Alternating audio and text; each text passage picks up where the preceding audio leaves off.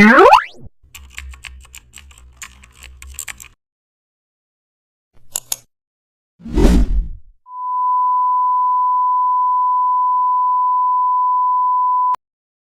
back to the channel and don't forget to like, share and subscribe for more updates. Today we are diving into an exciting tutorial how to create a poster with image inside shapes.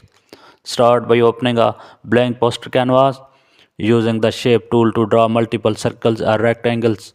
Place an image layer above each shape and right click and select create clipping mask for each one. Each image will now perfectly fit inside its shape. Adjust the scale and rotation for visual variety and also add a bright background gradient for contrast. Now duplicate some shapes and blur them for depth and add text or brand name in the empty spaces.